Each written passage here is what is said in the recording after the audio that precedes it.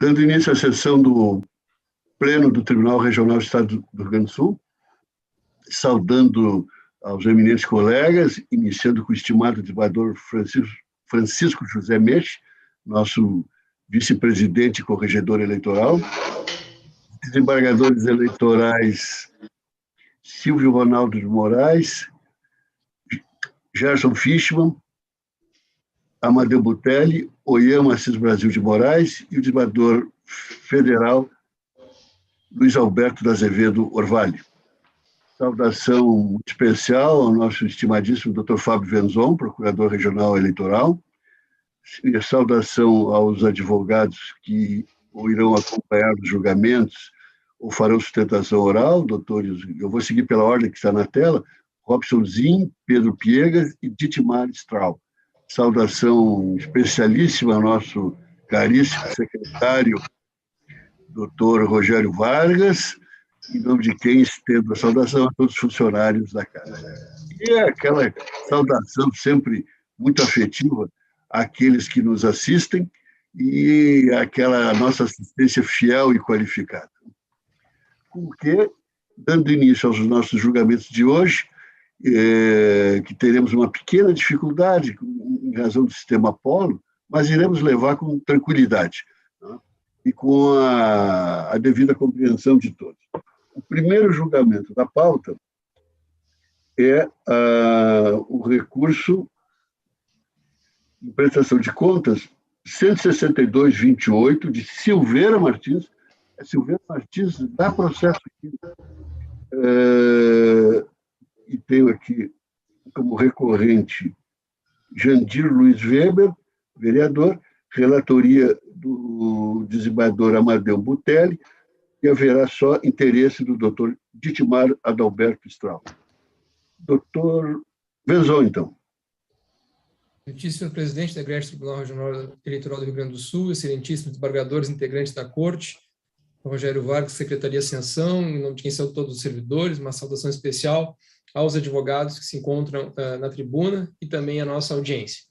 Presente caso, prestação de contas, recurso de prestação de contas apresentado pelo candidato vereador Jandir Luiz Weber, eleições 2020, município de Silveira Martins. A sentença que aprovou as contas em virtude da extrapolação do limite legal de doações com recursos próprios. Essa extrapolação se deu no valor de R$ 1.129,22, sendo fixada a multa no valor de R$ 338,76, correspondente a 30% da quantia em excesso. No mérito, não merece reforma a sentença, porque o prestador realizou doações para a própria candidatura em valor superior ao limite de 10% previsto para gastos na campanha que concorreu, descumprindo o artigo 23, parágrafo 2º-A da Lei 9.504. O recorrente não nega o fato, então somente alega que efetuou gastos de R$ 1.200 a título de serviços contábeis, os quais, segundo entende, não poderiam ser contabilizados. Acontece que uma coisa é a regra para receita e outra é a regra para despesa. E, no caso, a regra para receita, ela é bem clara. Assim.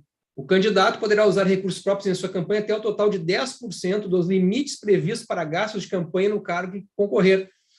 E esses limites são previstos para cada um dos municípios.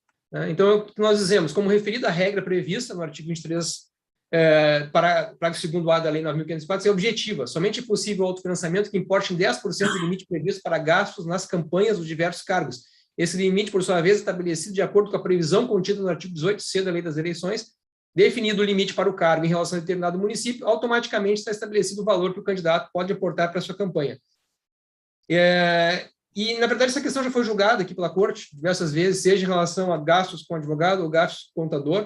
Já tivemos diversos julgamentos em relação às eleições de 2020, todos nesse mesmo entendimento, de que não há exclusão desses gastos com advogado e com contador tocante às doações. Não é o caso de aprovação das contas com ressalvas, que a irregularidade representa 44,1% das receitas declaradas e o valor é superior a R$ 1.065 também. Então, opinamos pelo conhecimento e desprovimento do recurso.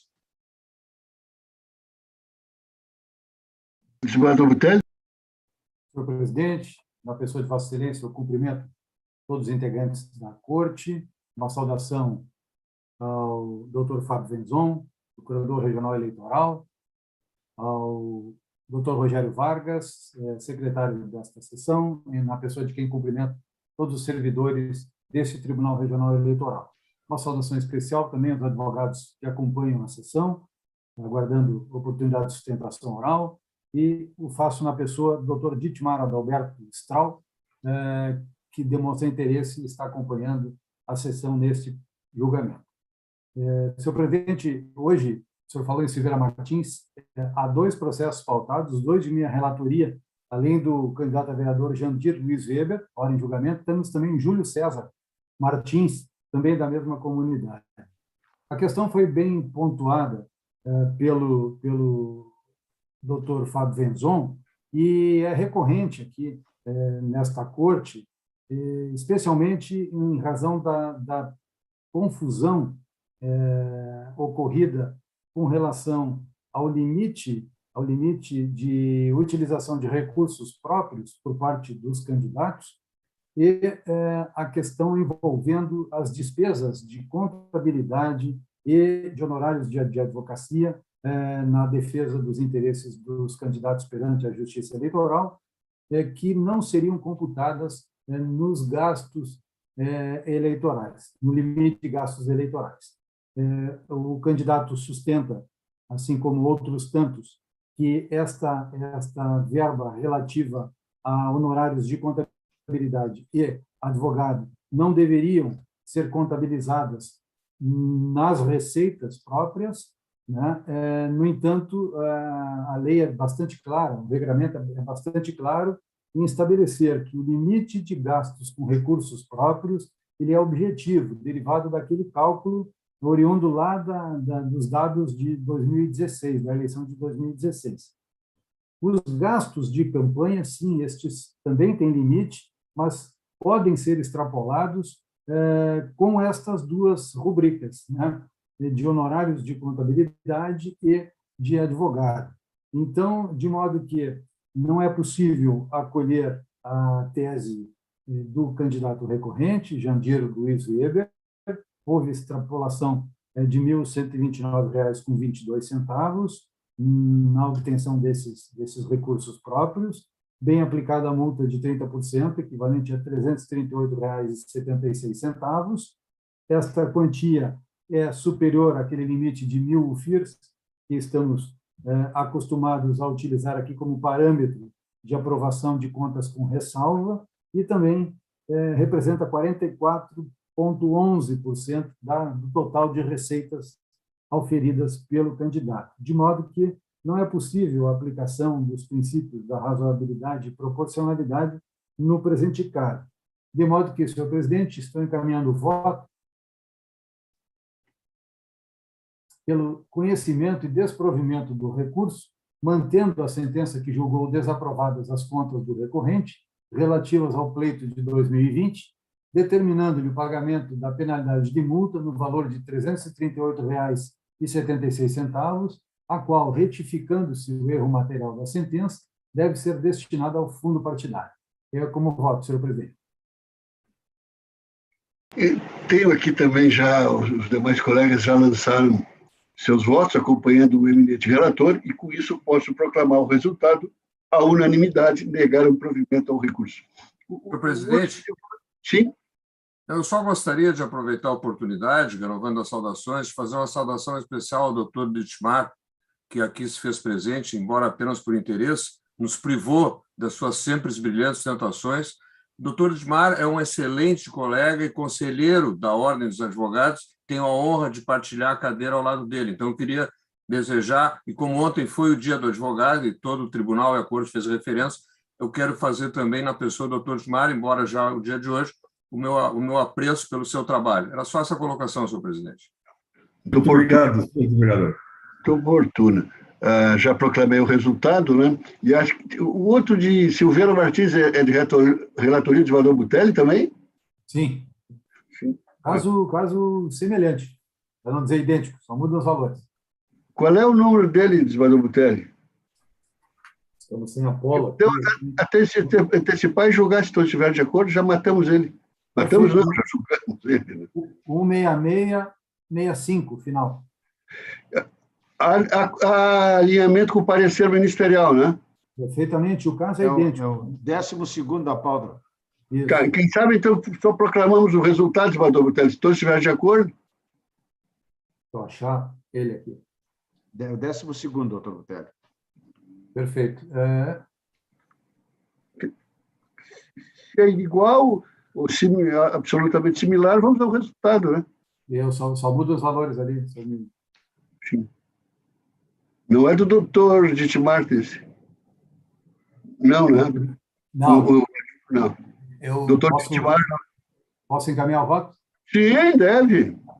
Então, diante do exposto, senhor presidente, voto pelo conhecimento e desprovimento do recurso, mantendo a sentença que julgou desaprovadas as contas do recorrente relativas ao pleito de 2020, determinando o pagamento da penalidade de multa no valor de R$ 322,17, a qual, retificando-se erro material da sentença, deve ser destinado ao fundo partidário.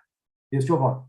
E a concordância de todos, né? O recurso 16665 proclama o resultado, unanimemente negaram provimento ao recurso. Eu já fiz registro aqui sobre Silveira Martins, é um pedaço da Toscana.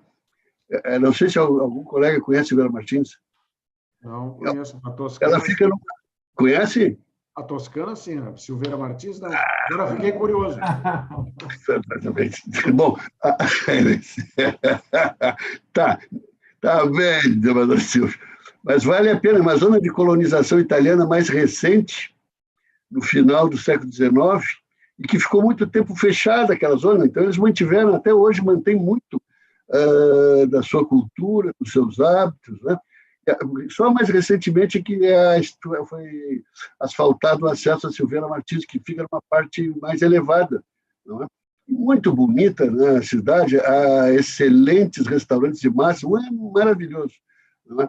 E ali é a grande Faxinal, né? Faxinal também vem dessa imigração italiana, Faxinal, Nova Palma. Nova Palma é terra do doutor Veroni Pigato. Exatamente. Eu estou em Nova Palma, desembargador. Está em Nova Palma. E o doutor Veroni, como é que está? Ele já partiu dessa. Que lástima. Faz mais ou menos um ano. Tá. Doutor Veroni tinha um estilo de redação muito peculiar, né? Sim, tinha uma característica sui generis. Isso, vamos falar assim, não. Mas é uma grande pessoa. Uma grande pessoa. Grande cidadão. Grande cidadão. Isso. Ele faleceu faz um... escondendo nenhuma outra micro-região, ou região de Faxinal, porque tem Faxinal, e Faxinal já fica no vale, né? Se o senhor falar quarta colônia, está identificando toda ela. Tá, é a quarta colônia. E tem uma igreja com uma parede, tem a relação de todos os imigrantes italianos, das famílias italianas. Não sei se é em Faxinal. É Nova Palma? Nova Palma. Entre outros estão ali os do nosso colega Pedrinho Bortolucci. Pedrinho de Vale Vêneto? Exatamente.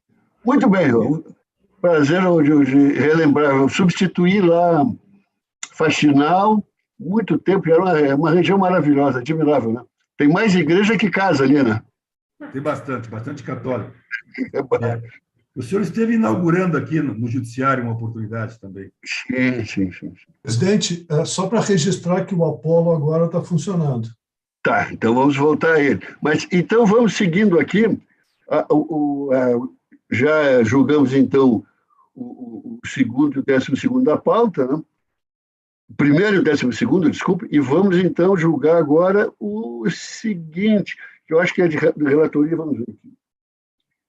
É o número 2 da pauta, conduta vedada, o tema nuclear, 624-06, de Pelotas, Adolfo Antônio Fetter Júnior, o recorrente, relatoria do desembargador Oyama, desculpe, desembargador Oyama, e fala a sustentação do doutor Pedro Ferreira Pisas. Então, doutor Pedro, nós temos aqui, dispensamos o relatório, só se o advogado quiser, normalmente não quer. Não há necessidade, doutor. Isso, ótimo. Passo a palavra. Piegas, desculpe, doutor Pedro. É que a leitura aqui no WhatsApp aqui é ruim, né? Mas então, doutor Piegas aqui, lá de Pelotas, que estivemos recentemente, belíssima cidade, belíssima comunidade, né? Então, doutor Pedro, com a palavra. Obrigado. Excelentíssimo senhor presidente, excelentíssimos senhores desembargadores, digníssimo procurador eleitoral, senhores serventuários e nobres colegas. Vamos tratar aqui de recurso eleitoral em face de sentença e representação que não reconheceu ofensa ao artigo 73, inciso 1º da lei eleitoral. Na propaganda que se encontra juntada aos autos, há conduta vedada.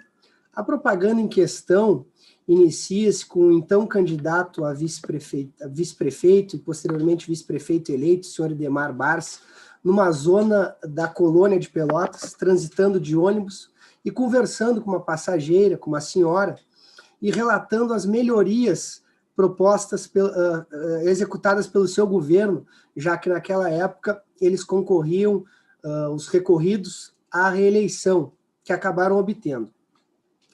Após um certo tempo na propaganda, é identificada a UBS Vila Nova e são feitas imagens internas da mesma.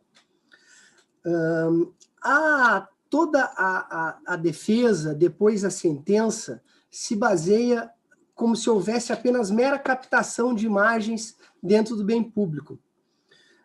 É importante que isso fique bastante claro para mostrar que houve extrapolação da mera captação de imagens no caso concreto.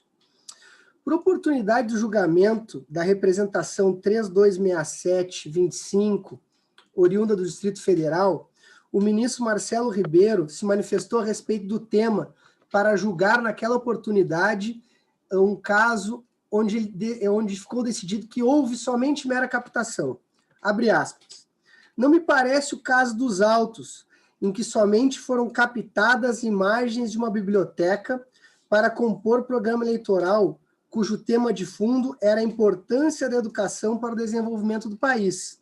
Com efeito, durante a exibição do vídeo, a BCE em nenhum momento é identificada ou citada, aparecendo sempre de passagens, em pouquíssimas cenas, nas quais são mostradas apenas suas estantes de livros, etc. Agora, no caso que é trazido aqui ao julgamento e à apreciação de Vossas Excelências, houve identificação da UBS pela voz do próprio recorrido, candidato a vice-prefeito Idemar Bars. Quando ele identifica a UBS Vila Nova, fala das suas melhorias, do trabalho feito pela administração pública, são mostradas imagens internas do local. Inclusive uma sala com medicamentos, a qual se imagina que não seja franqueada ao acesso de cidadãos comuns, tampouco de outros candidatos, ainda mais em período eleitoral.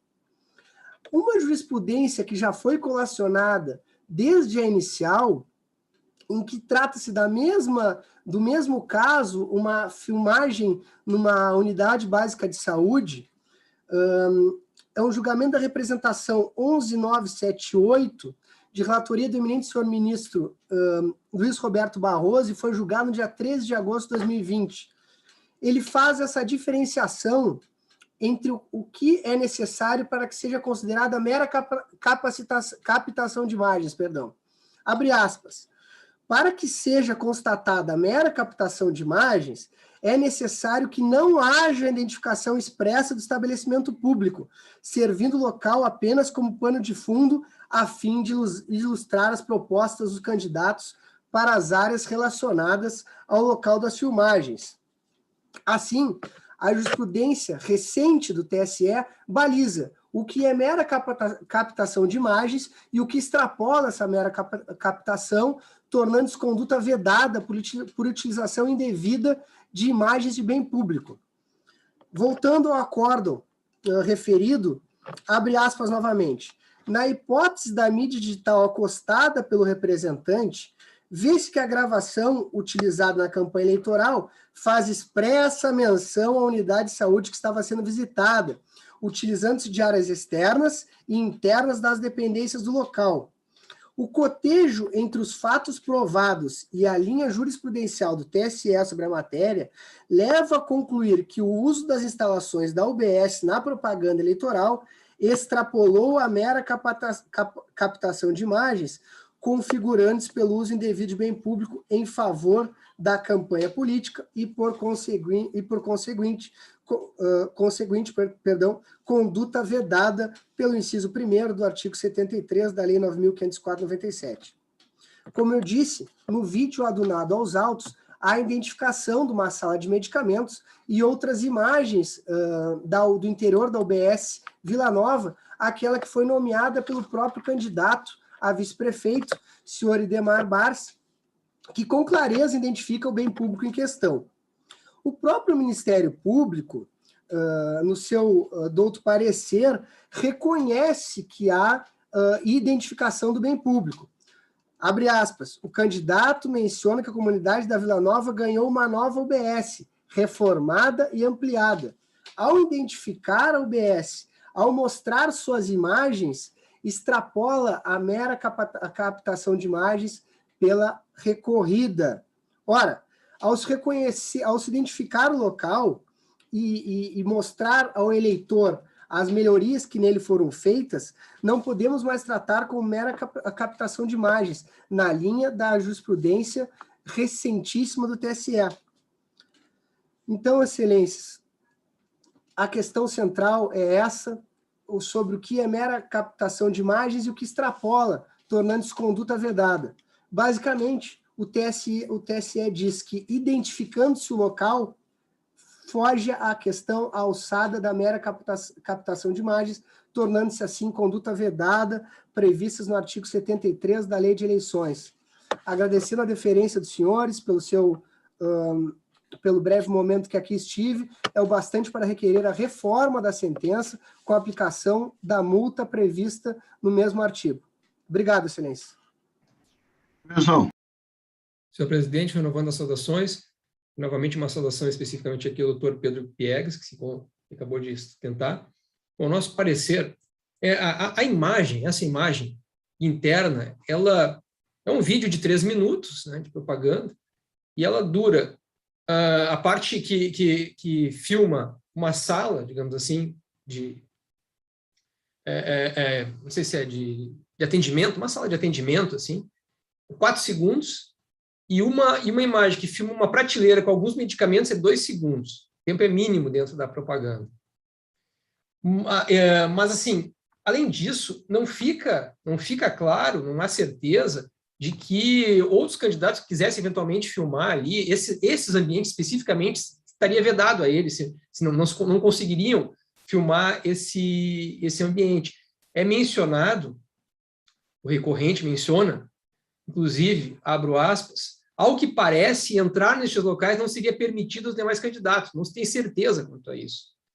Isso é um ponto importante, assim, que a filmagem de bens públicos, ela não é vedada, por exemplo. A filmagem na parte externa, que aí existe nesses 3 minutos tem uma hora filmando a parte externa dessa unidade.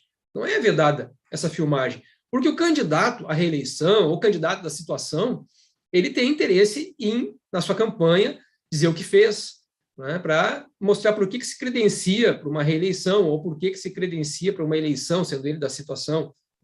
Da mesma forma, esse bem público pode ser filmado pelos adversários para mostrar, por exemplo, um bem público deteriorado, pode ser filmado pelos adversários para mostrar. Então, assim, não há nenhuma violação em filmagem de bens públicos para propaganda eleitoral. O que se veda é aquela filmagem que não pode ser feita por outros candidatos, porque aí viola a igualdade de oportunidade entre os candidatos. Aquela filmagem que é obtida de uma maneira privilegiada ou até mesmo atrapalhando o serviço. Vejam que, nesse caso, não se tem certeza a respeito disso, e essa jurisprudência trazida, né, esse processo 11.9878, relator ministro Luiz Barroso, julgado agora em agosto de 2020, a ementa, se verifica da ementa uma situação diferente, assim, uma situação que não entendemos que haja identidade com o presente processo. é uma gravação de propaganda eleitoral, na ementa consta, né? Gravação de propaganda eleitoral nas dependências da Unidade Básica de Saúde, com a presença da Presidente da República, do Ministro da Saúde, captação de imagens e concessão de entrevista por médicos. Aí diz, o conjunto probatório demonstra que a conduta dos representados extrapolou a mera captação de imagens, uma vez que medidas preparatórias para a visita foram adotadas, ante a comunicação de que o representante do Ministério da Saúde realizaria uma visita técnica no local. A candidata circulou por áreas internas da UBS, realizou reunião em sala administrativa, espaços em relação aos quais não se pode presumir o acesso do público em geral. As circunstâncias não permitem concluir que outros candidatos poderiam ter acesso idêntico, enfim.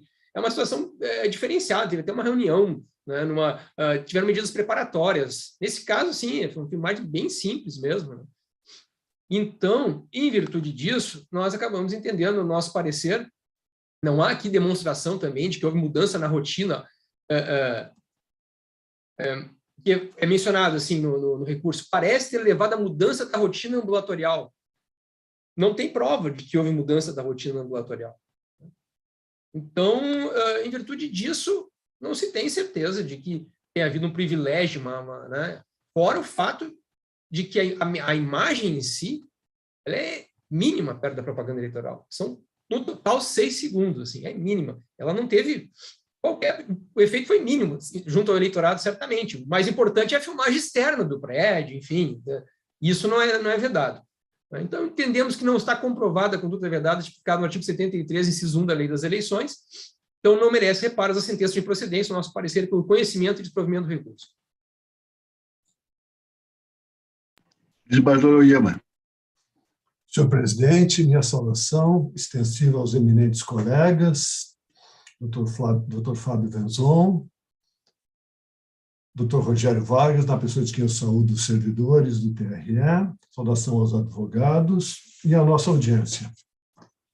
Como já pontuado aqui, senhor presidente, o vídeo tem 7 segundos. E ele aponta esse vídeo da Unidade de Saúde Vila Nova não estaria violando o artigo 73, inciso 1, da Lei 9.504, de 97. Eu adianto que estou acompanhando o Ministério Público pelo desprovimento do recurso, que essa publicidade que foi questionada não registra a presença dos candidatos de qualquer outra pessoa. Então, seja pela ausência dos candidatos, seja pela brevidade da gravação, não há caracterização de conduta vedada. O próprio recorrente indicou apenas supor, o recorrente supõe que não fora franqueado aos demais candidatos o acesso ao local, e também meramente especula que o registro de imagens parece ter acarretado alteração na rotina de trabalho da unidade de saúde. São alegações sem que tenha qualquer prova para corroborá-las. E eles sustentam que os recorridos sustentaram que as imagens utilizadas foram extraídas da internet, de postagem realizada anteriormente ao período eleitoral, pública e, portanto, de amplo acesso. E essa afirmação não recebeu oposição por parte do recorrente, de modo que há que se considerar verdadeira. Quanto ao paradigma citado, que seria o processo TSE 11.9878, da relatoria do ministro Luiz Roberto Barroso, julgado em 13 de 8 de 2020, eu aponto que há nítidas diferenças nos contornos fáticos entre este feito e o processo e o voto do processo da relatoria do ministro Barroso. Naquele caso, conforme se extrai da ementa, a candidata circulou por áreas internas da UBS e realizou reunião em sala administrativa, espaços em relação aos quais não se pode presumir acesso ao público em geral, e refere à participação dos médicos do posto ao dialogar com as autoridades e conceder entrevista sobre seu cotidiano de trabalho, enquanto que no presente feito não há reprodução de imagens dos candidatos, médicos ou pacientes em atendimento, e tampouco registro de diálogo.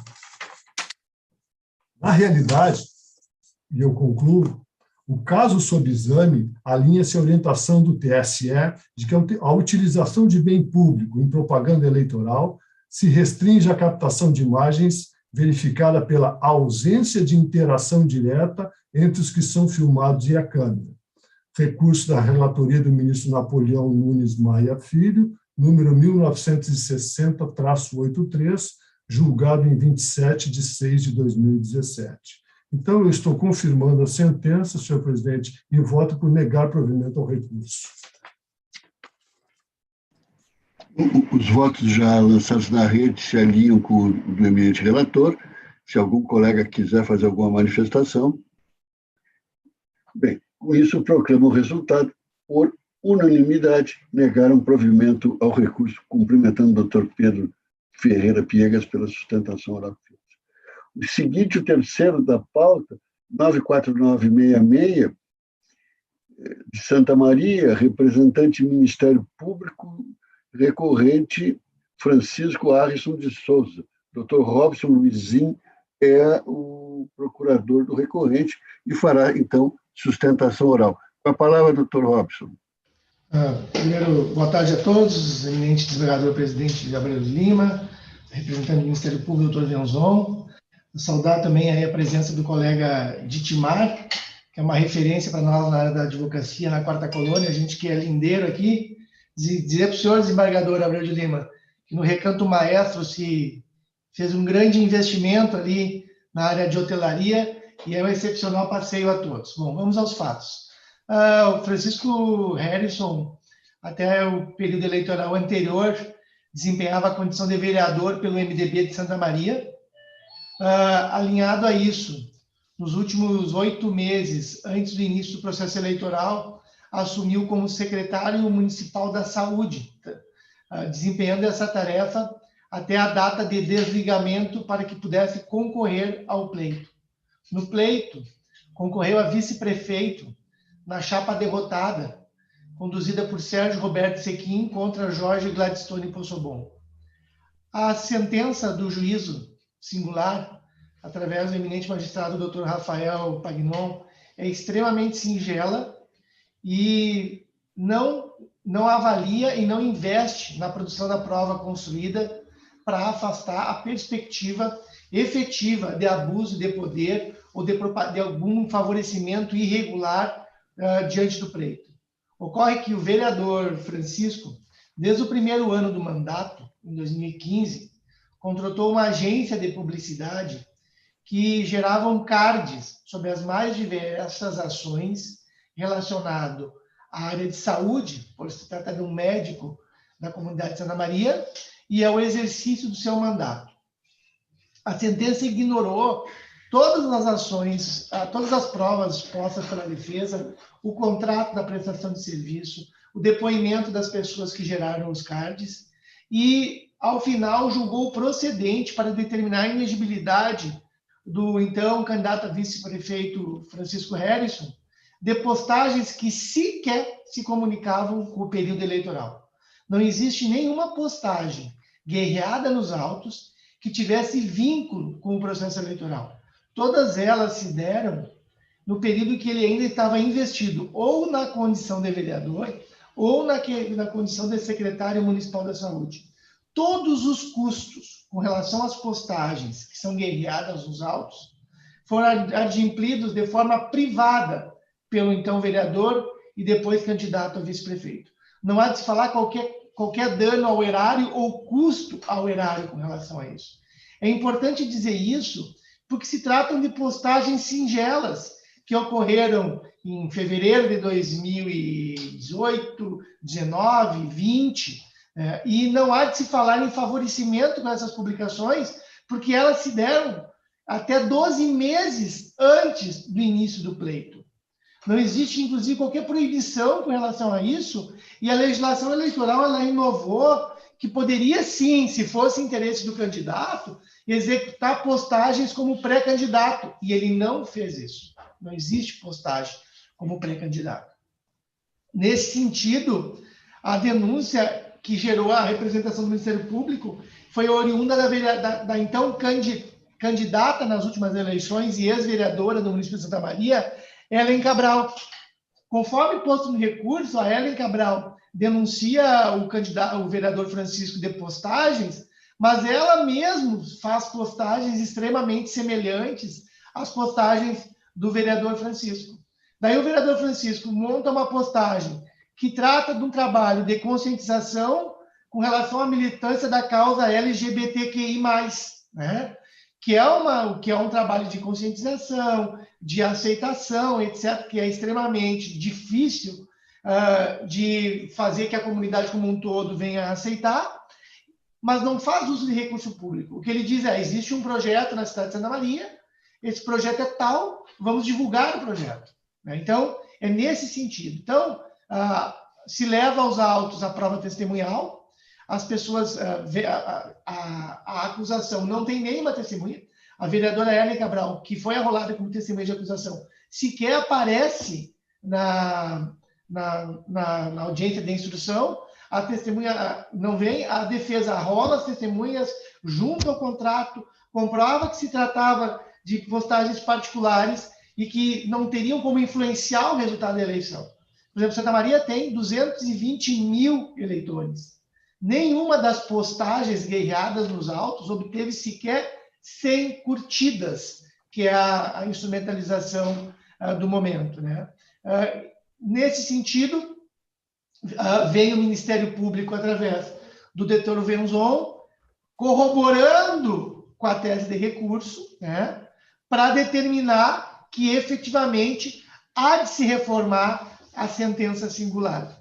Fora isso, ao final, né, se levanta a discussão de que a exordial, inclusive, é inepta, porque ela não traz, na composição da lide, da representação, a chapa completa, porque ela representa-se exclusivamente contra o Francisco Hélice de Souza e não vem aos autos na chapa coligada o candidato à majoritária, o candidato a prefeito, Sérgio Roberto Sequim. Portanto, nesse sentido, excelências, de forma singela, o que requer a defesa é a reforma da sentença singular e declarando a inexistência de conduta vedada, permitindo, sim, que Francisco Hélice mantenha os seus direitos políticos inatacáveis, inabalados. É o que se requer e é o que se espera. Wenzon. Senhor presidente, renovando as saudações, uma saudação ao Dr. Robsonzinho, que se encontra na tribuna. Existe essa questão preliminar aí da decadência, porque não teria sido citado o candidato a prefeito, mas apenas o candidato a vice, e a demanda envolvia cassação de diploma, né? E é uma situação que não pode ser regularizada agora, porque já ultrapassado o prazo, e importaria, então, a decadência da ação, né? E nós aqui fazemos uma distinção, e eu acredito que estamos indo na linha de uma mudança de jurisprudência do TSE para prestigiar a tutela do direito material, né? Principalmente quando não há qualquer violação ao princípio contraditório e ampla defesa. Ou seja, não há nenhum prejuízo, né? Então, prejuízo há quando se reconhece a existência de um litisconsórcio passivo necessário, não passivo de regularização, decreta-se a decadência e a tutela do direito material fica totalmente inviabilizada. Quando é possível você conciliar a tutela do direito material com o resguardo ao princípio contraditório e ampla defesa, deve ser conciliado. E essa é a nossa posição. Entendemos que o TSE está mudando sua jurisprudência nesse sentido, né? Nós temos aí o julgado agora recente, de junho de 2021, no processo 060, recurso ordinário eleitoral 060 30 40 10 de junho de 2021, em que o TSE menciona o seguinte: a jurisprudência eleitoral, considerando os bens jurídicos que se presta a defender, não pode criar óbice a efetividade da norma eleitoral, nem exigir a formação de litisconsórcio sem expressa previsão no ordenamento jurídico. O artigo 114 do CPC prevê a formação de litisconsórcio necessária em apenas duas hipóteses: por disposição de lei, não é o caso, não existe disposição de lei nesse sentido, quando, pela natureza da relação jurídica controvertida, a eficácia da sentença depender da citação de todos que devem ser litisconsortes. A eficácia da sentença, por quê? Não se pode, a sentença tem eficácia contra quem não foi parte no processo. Violaria o contraditório, aí viola o contraditório. Que é a hipótese do litisconsórcio unitário, quando nós temos a sentença desconstitutiva do diploma, porque sendo a chapa una e indivisível, a sentença é desconstitutiva, ela não tem como desconstituir desconstituir apenas em relação a um. Então, em relação à demanda desconstitutiva, efetivamente, há sempre a necessidade de citação dos dois candidatos na chapa majoritária. É a mesma coisa que desconstituir um casamento, desconstituir uma sociedade comercial. Não tem como desconstituir para apenas um dos sócios, para apenas um dos cônjuges, para apenas um dos candidatos eleitos. Então, nessa situação de consórcio unitário, evidente de uma demanda desconstitutiva, nessas circunstâncias, aí sim, nós temos o disposto no artigo 114 para a linha B, quando, pela natureza da relação jurídica controvertida, a eficácia da sentença depender da citação de todos que devem ser eleitos consórcio. Nessa situação, sim, com certeza, não há a menor dúvida. Agora, em relação à sanção de inelegibilidade, que é uma sanção, a pessoa vai ficar inelegível por 8 anos, portanto, é necessária prova, inclusive, do elemento subjetivo, porque não pode ser aplicada uma sanção de maneira objetiva, uma responsabilidade objetiva, uma sanção tão grave como a inelegibilidade de 8 anos. Então, um candidato beneficiado por abuso de poder, se esse candidato não sabia, não anuiu com essa conduta, ele até pode ser cassado do seu diploma. Por quê? Porque aquela conduta afetou o bem jurídico tutelado, normalidade e legitimidade do pleito. E aí está se tutelando a normalidade e legitimidade do pleito. Mas ele não vai ser sancionado com inelegibilidade porque ele não tem nenhum elemento subjetivo aí presente. Então, veja que o elemento subjetivo, ele descaracteriza o litisconsórcio unitário, porque você pode, por exemplo, ter um agente público e ele sofrer aí uma AIGE por prática de abuso de poder, porque tinha o elemento subjetivo, e o candidato que foi beneficiado não ser parte do processo, porque não tem elemento subjetivo. Não é? Então, nesse julgamento, o TSE diz o seguinte: não há no ordenamento eleitoral disposição legal que exija a formação de litisconsórcio no polo passivo da AIGE. Firma-se a tese no sentido de não ser exigido o litisconsórcio passivo necessário entre o candidato beneficiado e o autor da conduta ilícita, em AIGE por abuso de poder político. A fixação de novo entendimento tem aplicação prospectiva para as eleições de 2018 seguintes, por força do princípio da segurança jurídica. Eu nem digo que esse julgado diz especificamente para o nosso caso aqui, mas ele já demonstra essa tendência agora do TSE para dar mais, para tutelar efetivamente o direito material, para valorizar a tutela do direito material, desde que não haja qualquer prejuízo contraditório em ampla defesa. No caso concreto, o que se tem? Uma sentença que a questão sobre a cassação do registro do diploma, que é o que ensejaria efetivamente a necessidade da citação que não houve, essa questão está superada. Essa é a demanda desconstitutiva, e essa está superada. Porque, salvo engano, neste caso aqui, acho que eles até não foram eleitos, ou, na verdade, acho que não foram eleitos, se eu não estou enganado, ou foi julgado improcedente nesse ponto. Né? Aqui, no presente caso, quando da aprovação da sentença, a demanda desconstitutiva já havia perdido seu objeto, pois o candidato investigado não foi eleito. Em relação à demanda condenatória, essa era a pessoa que praticou o suposto ato abusivo e que estaria sujeita à inelegibilidade seria o candidato a vice-prefeito, a demanda condenatória. E poderia também, se fosse o caso de uma demanda por aplicação de multa por conduta vedada, se fosse o caso também, né, também seria o caso de apenas uma sanção. Né? E nesse caso, a ele foi dado. A demanda foi julgada improcedente. Agora, se a Corte acolhesse no mérito o recurso do Ministério Público, se a Corte mantivesse a sentença que condenou o investigado em inelegibilidade, nenhum prejuízo ao contraditório e ampla defesa teria havido no presente feito. Ela não está condenando o prefeito. Por que seria citar o prefeito agora? Diga-se de passagem. Né? Veja-se que não, nem agora nem antes. Porque o que interessa é que, neste momento, se a demanda é quem praticou a conduta e quem tem o elemento subjetivo é o vice-prefeito, o que o prefeito tem a ver com o assunto? Nada. Ele só tem a ver com o assunto quando isso lhe beneficia para fins da cassação do diploma. Aí que ele tem que ser citado. Agora, para simplesmente aplicar uma sanção de inelegibilidade, ele não tem nada a ver. Para ele não vai ser aplicado, não se está demandando contra ele, porque ele não tem elemento subjetivo. Então, aqui não existe nenhuma violação ao princípio do contraditório na não citação do prefeito. Poderia-se dizer, teria se tivesse sido cassado, né? E pode-se dizer também, a Corte, um outro julgamento, num caso muito parecido, disse, não, mas naquele momento tinha que ter acontecido, não aconteceu, a gente não pode convalidar agora. Mas aí eu volto a frisar, são duas demandas distintas. É o mesmo fato, ele sofre a incidência, a qualificação jurídica de uma mesma norma, mas sobre esferas distintas. Uma é a cassação do diploma, a cassação do mandato, essa importa em sentença em litisconsórcio unitário. Né? Outra questão é sanção de inelegibilidade. Neste ponto, basta analisar esse processo. Se o vice-prefeito for condenado, for mantido em inelegibilidade, a ele foi dado o direito de defesa, é isso que tem que se perquirir. A pessoa que está sofrendo sanção, a ela foi dado o direito de defesa? Foi. Ele é parte do processo. Então, o nosso CPC atual, ele também tem essa preocupação da tutela do direito material, resguardado, contraditório para a defesa, para sairmos do formalismo do processo e deixarmos de interpretar o processo de uma maneira formal e não vendo o processo apenas como instrumento, o instrumento da tutela do direito material, resguardado, contraditório para a defesa. É isso que é o processo, nada mais, nada menos do que isso. E aí nós temos o artigo 115, que diz o que do CPC? A sentença de mérito, quando proferida sem a integração do contraditório, aí nós vemos que o CPC, quando fala do litisconsórcio, está preocupado com o contraditório. O que diz o artigo 115? Será nula se a decisão deveria ser uniforme em relação a todos que deveriam ter integrado o processo. É a hipótese da sentença desconstitutiva. Aí sim.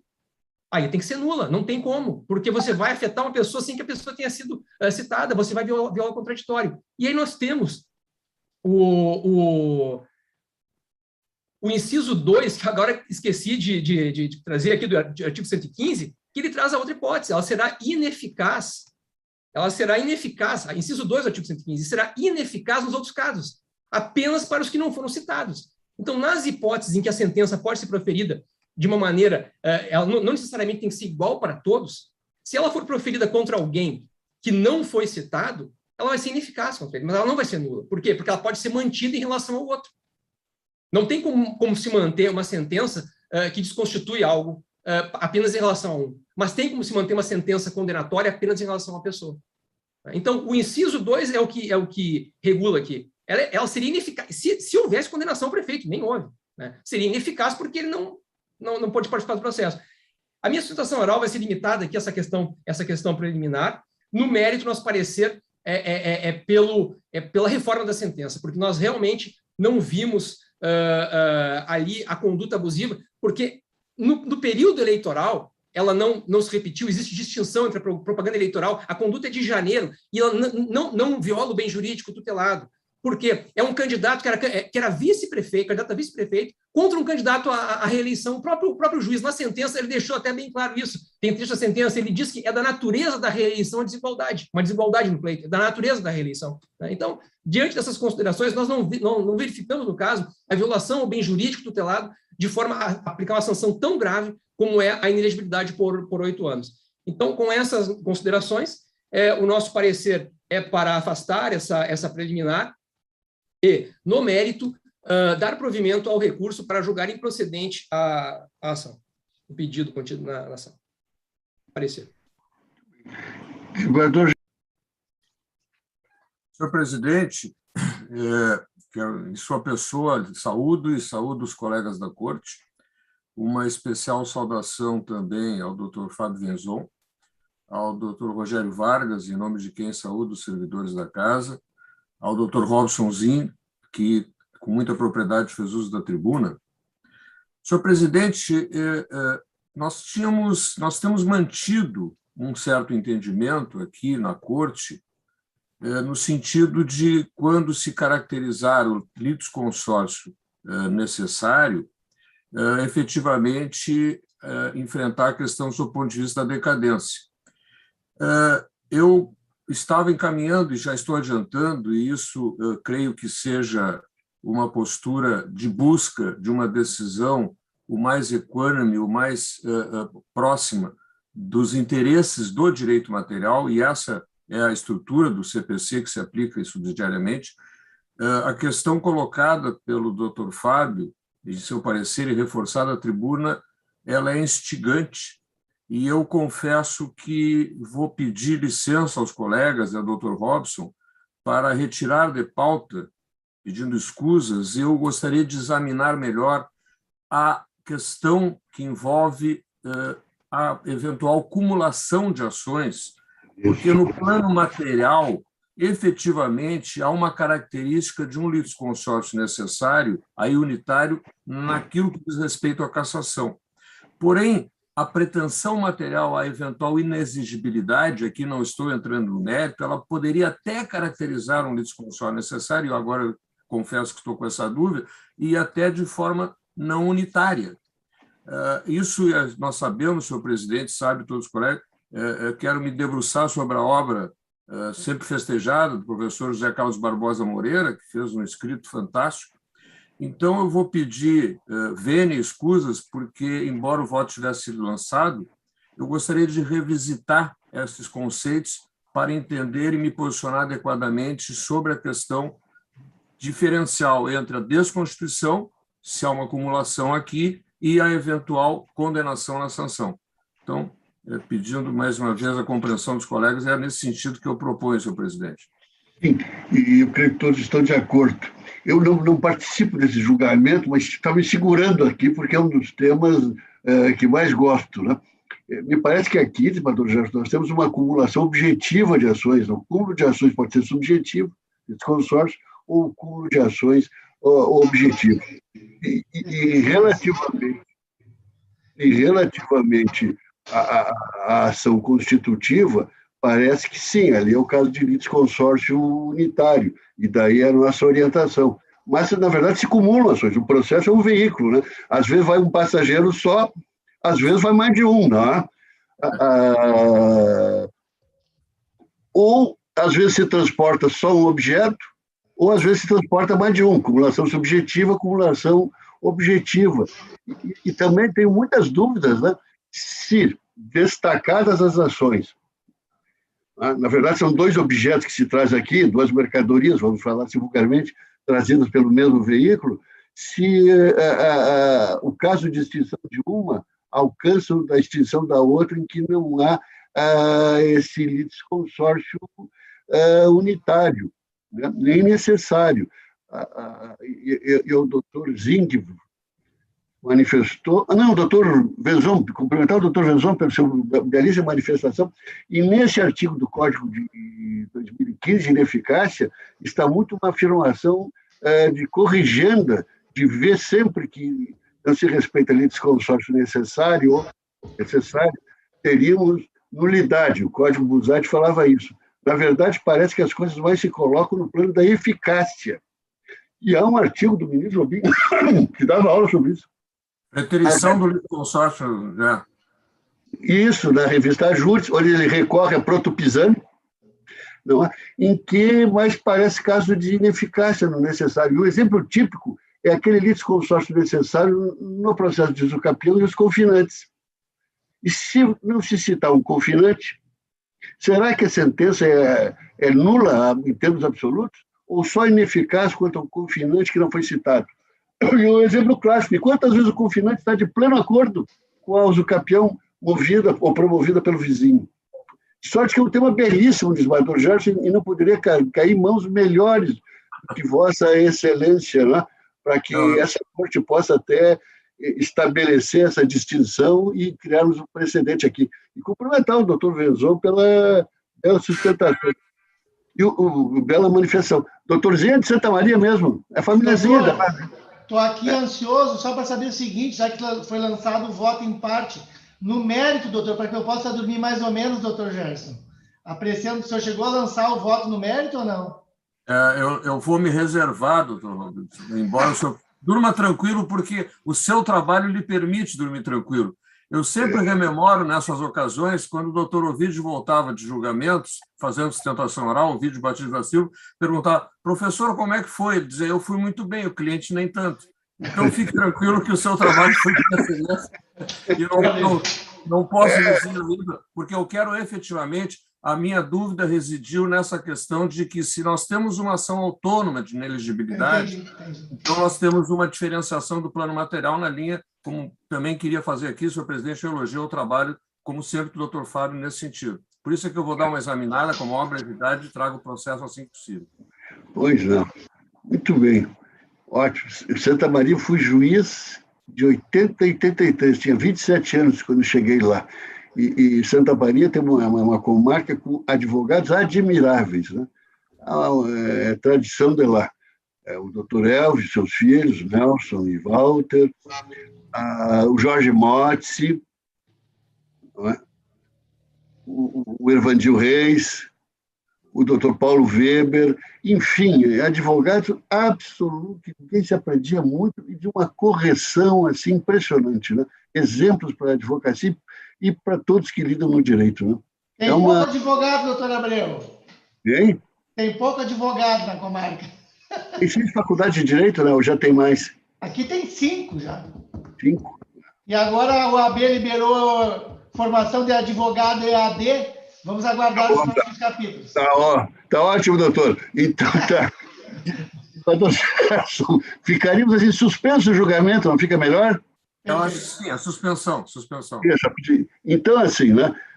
Por hora, o resultado provisório, suspenso o julgamento a pedido do relator. Com o que passamos a seguinte.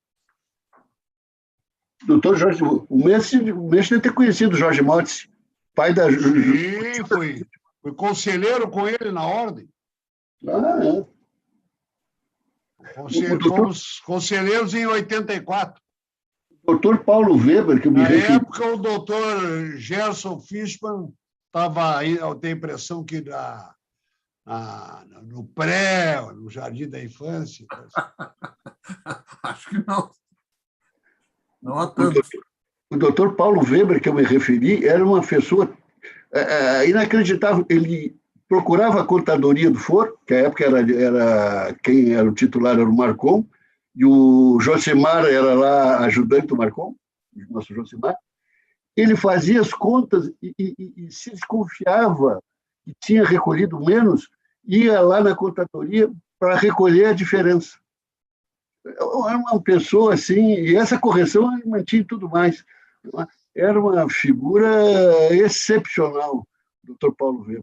E tinha também o Trevisan, o mestre deve conhecer melhor que eu, relembrar, Máximo Trevisan, Valdemar Quinco. Esse eu não conheci. Esse era do jurídico do Banco E aquele desembargador Armínio do tributário, eu acho que é ironia. Sim. Muito bom aqui nas questões tributárias, que também era contador. Nós temos um grande nome de Santa Maria, que há pouco estava conosco, o doutor Rafael Maffini, que é desembargador aqui da casa, um advogado de excelência, Santa Maria. Que era assessor aqui no tribunal, do desembargador Walter Jobim Neto. Exatamente. E agora, seu colega de conselho lá. Tomara que ele esteja vendo. Eu só expulsei um aluno de sala de aula e 20 anos de magistério. Não direi o nome. Acho que ele estava meio impetuoso. Bom, prosseguindo, acho que terminamos as preferências, né? O desembargador Armínio. O desembargador Armínio teve mais de 20 mil alunos, é isso? É o que eu calculo. Isso significa que teve mais alunos do que 350 municípios têm de habitantes aqui no estado. Agora, quem é o que ganha de todos é o Roque Volkswagen, o desembargador Roque Volkswagen. Esse me fala, olha... O Roque lecionava em todas as universidades do estado, inclusive em Caxias. Lecionava na PUC, lecionava em Caxias, lecionava nesses cursos preparatórios para ICMS, aquele curso tinha um curso famoso aqui no prédio da Tigre, Casa Tigre aqui. Sim.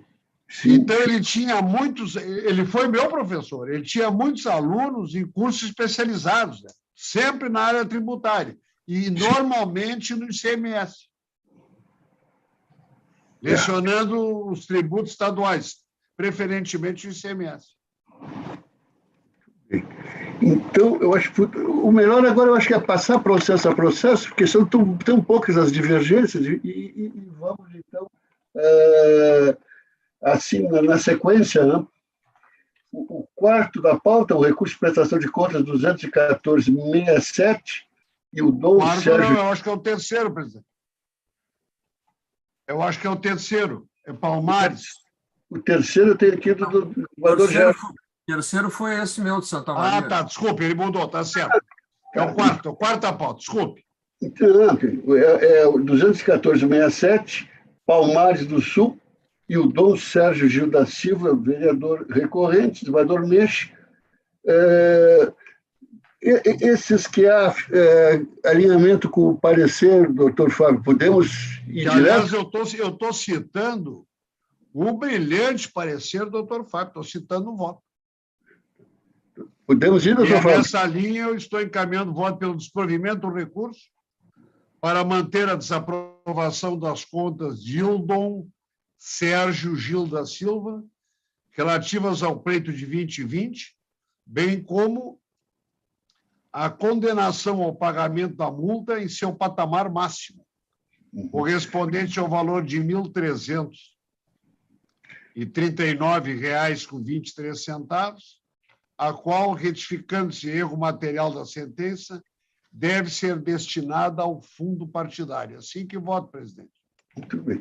Então, estando todos de acordo, proclamo o resultado. A unanimidade negaram o provimento ao recurso. O seguinte é 19909, 15 de novembro, Júlia Graciela de Matos Costa, vereadora, o candidato a vereadora, recorrente, desembargador Meixe, também aqui é alinhamento com o parecer ministerial. Então, e é um caso semelhante, presidente, que eu estou no voto citando precedentes aqui do nosso tribunal, do desembargador Carlos Eduardo Thompson Flores Lentes, e também duas preciosas decisões do desembargador Amadeu Henrique Ramela Butelli.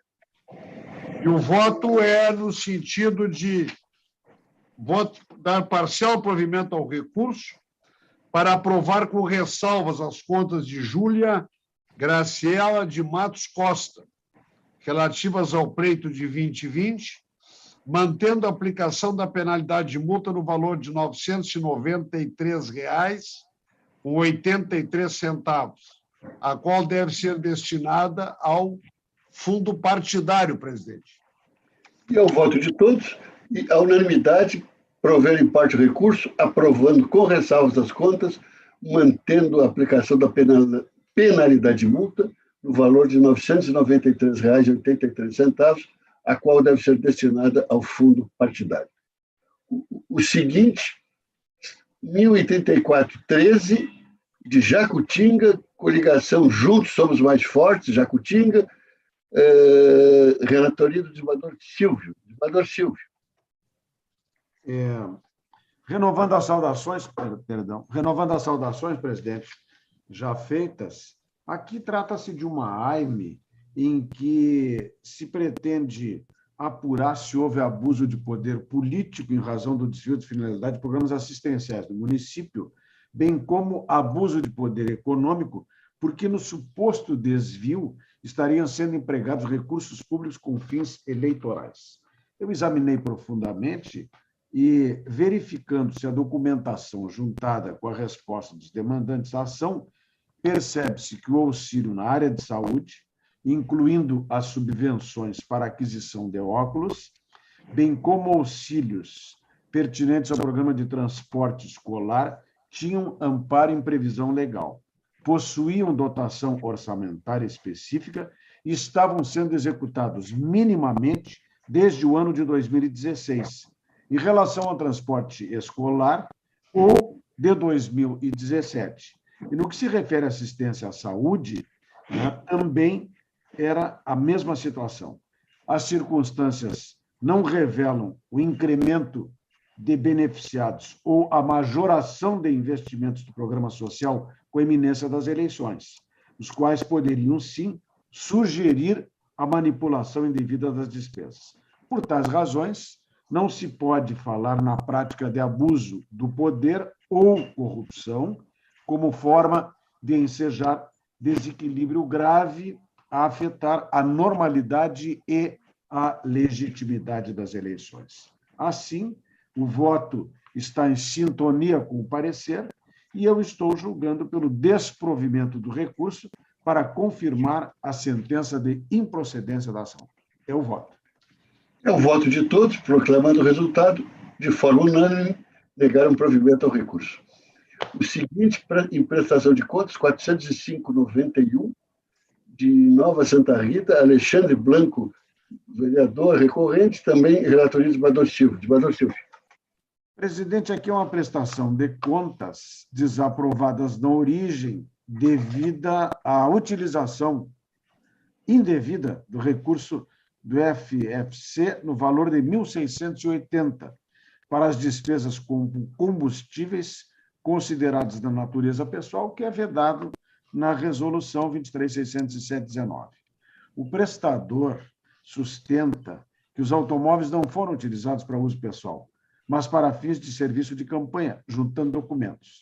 Contudo, é inverossímil a alegação de que o prestador despendeu esse elevado valor de recursos públicos em abastecimento de 3 veículos utilizados em atividade logística de campanha ou para divulgação de campanha eleitoral do candidato por meio de adesivo, placas, transporte de material e de apoiadores, sem que tenha registrado os gastos ou arrecadações, sejam financeiras ou estimadas, com qualquer tipo de material de propaganda ou com serviço pessoal. Assim, o voto está pelo desprovimento do recurso para manter a desaprovação das contas e determinar o recolhimento de 1.680 ao Tesouro Nacional, também em sintonia com o parecer do ministerial, do nosso Procurador Regional Eleitoral. É isso.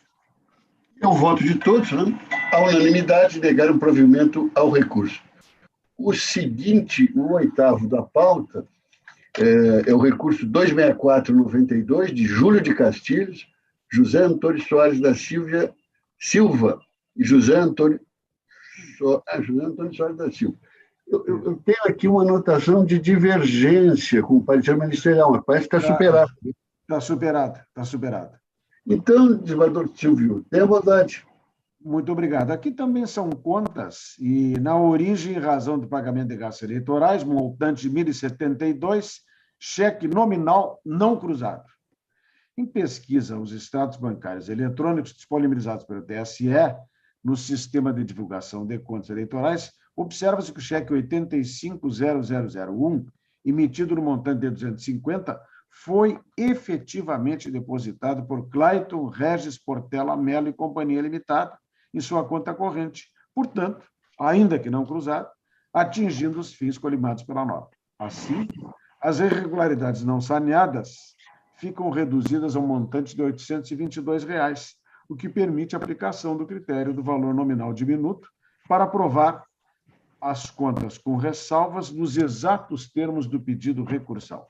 O culto Dr. Venzon retificou o parecer inicial, de sorte que estamos em sintonia, e aí o recurso, então, está sendo julgado. Estou encaminhando o voto no sentido de dar provimento ao recurso, né, para aprovar as contas com ressalvas. É o voto de todos, né? Então fica assim o resultado que proclama. A unanimidade deram provimento ao recurso, aprovando as contas com ressalvas. O seguinte, o 614,77, de Lagoa Vermelha, eleição de 2020, Rômulo Moreira da Silva, prefeito, recorrente, recorrido Gustavo José Bonotto. Aqui eu tenho anotado a divergência, não? Então passo a palavra ao doutor Venzon. Presidente, o parecer nesse caso não é meu, é do Dr. Pumes, e assim, eu só gostaria de saber se tem como me adiantar o projeto de voto, se é pela manutenção da sentença integralmente em relação a todos os candidatos. Se seria isso, eu não iria sustentar. Desembargador Gerson. Só pegar aqui, senhor presidente, um segundo.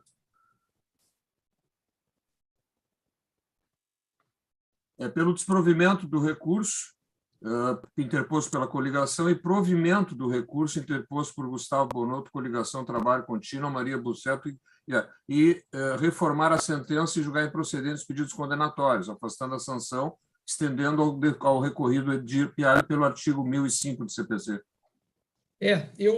Esse caso aqui eu vejo até assim, tem alguma... A minha posição que eu adotei no anterior, naquele caso de Pelotas, assim, tem alguma coisa assim que, da minha parte, assim, eu tenho uma posição um pouquinho diferente, então eu não gostaria de sustentar nesse caso, não há necessidade de sustentação nesse caso. O desembargador Gerson, por favor. Senhor presidente, renovando as saudações, então, apenas, praticamente, eu já li o encaminhamento do voto, o voto já tinha sido disponibilizado, o entendimento é de que é correto, eu até enfrentei a preliminar, o desentranhamento dos vídeos, não há ilegalidade nas postagens do candidato em seu perfil de rede social, e a única questão que, em tese, poderia estar, talvez, divergente, agora não mais, parecer, era a condenação da eleita vereadora Marina, porque, embora tenha um vídeo, ela apareça utilizando um automóvel, isso não foi descrito como um fato na inicial, não há esta acusação contra ela, porque isso não é utilização institucional, isso aí seria, eventualmente, conduta vedada por uso indevido. Então, tendo em vista os limites da inicial, o voto foi encaminhado para reformar a sentença, julgar improcedentes pedidos condenatórios, afastar a sanção, e aí ao recorrido Éder Paiardi, em função da extensão, na medida em que ele é litisconsórcio, que beneficia o resultado, artigo 1005 do CPC. Esse é o voto. Presidente, sim. Só para deixar claro, eu só decidi não sustentar, mas eu não retifico o parecer do colega, mantido o parecer do Ministério Público escrito, eu só não sustentei. Eu me expressei mal, eu entendi, não tem problema. Sim, eu ia perguntar isso. Mas muito bem, então, todos de acordo, a unanimidade, afastaram a matéria preliminar, negaram o provimento ao recurso interposto pela coligação representante e proveram o apelo dos representados, afastando a sanção imposta e estendendo a decisão ao candidato não recorrente. Ainda da relatoria do desembargador Gerson, é o 273-63, de 15 de novembro, eleição 2020, Tiago Rafael Budek, há alinhamento com o parecer ministerial nesse aqui, desembargador Gerson. Senhor presidente, renovando as saudações, veja que nos três feitos de hoje, as divergências estão sendo superadas, né, conforme estamos nos aproximando, tanto pelos pareceres muito bem focados do doutor Fábio, quanto, pelo menos, se ele não retificou, não precisou sustentar no anterior. E aqui, finalmente, um que não há divergência. Então, esse aqui é apenas uma questão de gasto irregular do FEFEC, porque houve contrato com uma empresa e o pagamento foi feito na conta pessoal do sócio administrador e não da jurídica. Então, não há como relevar, o voto é no sentido da manutenção pelo desprovimento do recurso. Todos de acordo, né? Então, proclamando o resultado, a unanimidade negaram o provimento ao recurso. E qualquer hora nós vamos chegar, assim, aos conclaves, né? Para a eleição de Papa, né? Que eu recordo um voto, uma fina ironia do governo, do ministro Veloso, que havia um Tribunal Federal, o desembargador Vale deve identificar, acho do Rio, né? Que eles não conseguiam, eles empatavam na votação sempre, para a eleição do presidente. E chegou ao Supremo, isso o Supremo decidiu pela idade, né? A definição de critério não foi antiguidade, mas a idade, que é o critério constitucional para se dar empate para a definição do presidente. Então, a idade, às vezes, pesa. E o ministro Veloso lembrou que o Tribunal do Rio, mas era o federal daquela região, mas não foi uma, duas, três, ele não conseguia a maioria, havia uma cisão muito equilibrada, mas nos conclaves o Espírito Santo aparece e resolve. Pode ser que o Espírito Santo esteja baixando nesse TRE aqui, né? O 11º da pauta é o 64755, de Novo Barreiro. Claudemir Antônio Nunes Andrioli, desembargador Butelli é o relator. Desembargador Butelli, tem alinhamento com o MP aqui. Sem dúvida. Senhor presidente, renovando as saudações, prestação de contas do candidato Claudemir Antônio Nunes Andrioli. E a questão aqui é bastante conhecida da Corte, diz respeito àquelas despesas de contabilidade, efetuadas com o contrato dos candidatos com a empresa Essent Jus, que atua em parceria com contadores das próprias zonas eleitorais. No caso aqui, a contadora parceira da empresa seria a dona Elaine Andrioli, possivelmente até parente do candidato, né? E houve um pagamento de R$ 1.000 em 2 cheques de R$ 500, a empresa Essent Jus, que repassou 70%, R$ 700, à contadora Elaine. Com o conhecimento dos documentos apresentados junto com o recurso, restou perfeitamente esclarecida esta questão com a nota fiscal apresentada no ID 27288583, mais o recibo da prestação do serviço de parte da contadora Elaine, de modo que perfeitamente esclarecida a questão, na linha do entendimento até do Ministério Público Eleitoral. Esta pequena irregularidade ficou aquém das 1.000 UFIRs, de modo que estou encaminhando o voto pelo conhecimento e provimento do recurso para aprovar as contas do recorrente relativas ao pleito de 2020, com fundamento no artigo 74, inciso 1º, da Resolução TSE número 23.607, de 2019. Este é o voto, senhor presidente. E todos já manifestaram sintonia com o projeto de voto do eminente relator, agora exteriorizado. Então, a unanimidade prover o recurso para aprovar as contas. O 12º já foi, que era de Silveira Martins. 13º, agora passamos à relatoria de Bador Oyama, então. Recurso em prestação de contas, 26702, Porto Alegre, Partido Democrático PSD requerente e interessados, Humberto José Tito e outros. Esse eu tenho anotado divergência, doutor Fábio. Presidente, eu acredito que a divergência aqui diga respeito à questão da aplicação da sanção de suspensão de cotas do fundo partidário, estando as contas aprovadas com ressalvas, né? Então, como é uma matéria já conhecida, já sabe da posição do Ministério Público, eu dispenso aqui, não vejo necessidade na sustentação oral. Bador Oyama. Senhor presidente, como o doutor Fábio bem pontuou, o dissenso é pequeno. Aqui a prestação de contas de exercício financeiro de 2017 do Diretório Estadual do PSD, e foram apontadas glosas relativas a despesas pagas com recursos do fundo partidário e destinação de valores à participação política das mulheres que foram sanadas. Remanesceu a glosa quanto ao recebimento de recursos oriundos de fontes vedadas em 2 oportunidades. E o voto que eu estou encaminhando, senhor presidente, é para declarar a inconstitucionalidade, na esteira do que essa Corte vem decidindo, né, do artigo 55D da Lei número 9.096/95, e aprovar com ressalvas as contas do exercício de 2017 do PSD, determinando o recolhimento ao Tesouro Nacional do montante de R$ 18.192.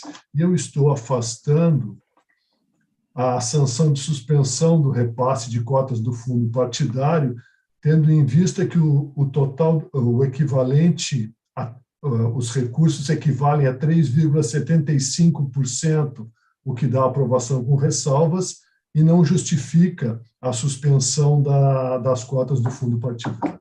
Então, o voto é nesse sentido, senhor presidente. De acordo, né? A unanimidade declararam a inconstitucionalidade do artigo 55D da Lei 9.096 de 95, o nosso leading case aqui foi da relatoria do Bador Gerson, e aprovaram as contas com ressalvas, determinando o recolhimento do montante de R$ 18.192 ao Tesouro Nacional. Agora passamos à relatoria do Bador Orvalho. O 14 é o 36110, Nova Palma, a 4ª colônia aqui, ó, de novo ali, a Toscana do Rio Grande. Rodrigo Severo, vereador. O doutor Ditimar é o procurador do recorrente Rodrigo Severo. Alinhamento com o parecer de Bador Orvalho.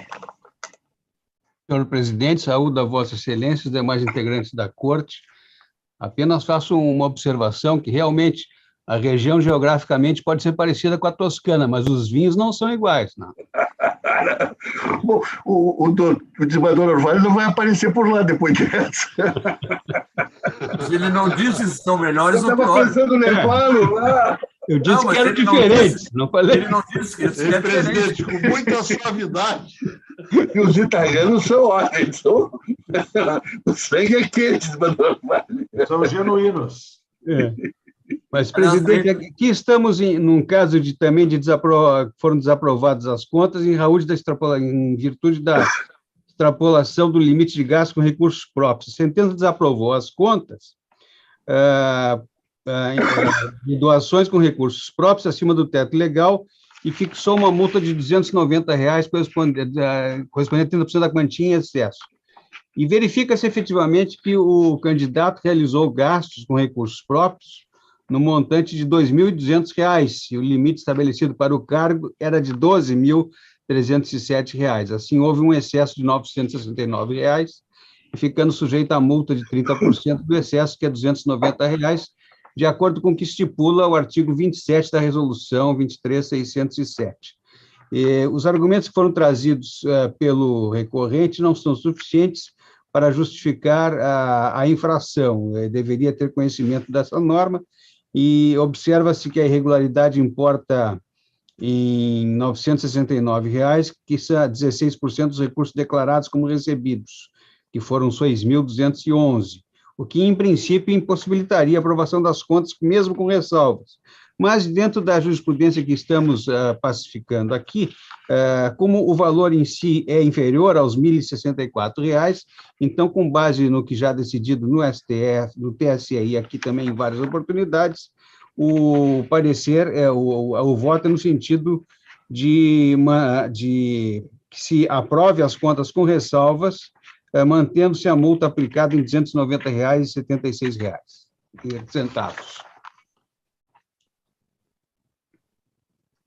Vossa Excelência está com o microfone desligado. Obrigado, desembargador Orvalho. Então, com a convergência de votos, fica assim o resultado.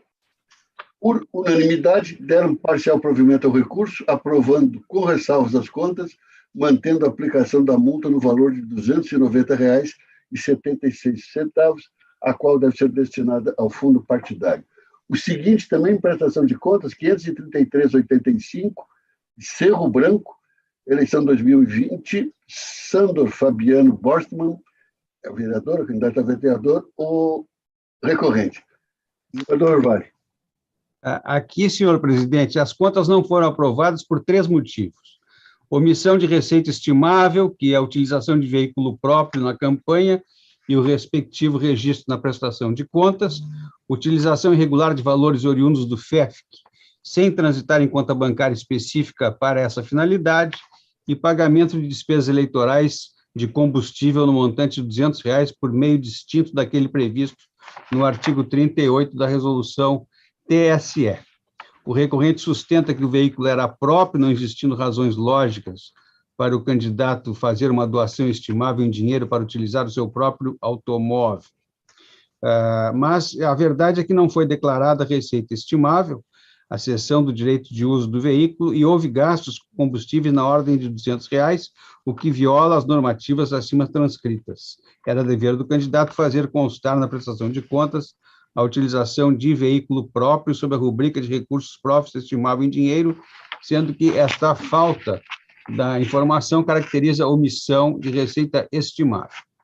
O segundo fato, consta que houve uma doação eleitoral de R$ 290, realizadas por candidato a vice-prefeito na conta bancária que pertence ao prestador de contas, embora o indício de trânsito indevido de recursos do FEFC em conta bancária indevida, tenha que o tema restou devidamente esclarecido, conforme consta do parecer conclusivo e também do parecer do ilustre procurador regional eleitoral. Então, neste ponto, assiste razão ao recorrente, visto que esclarecido o equívoco e a devolução da quantia caracterizando a irregularidade modo individual não suficiente a macular as contas.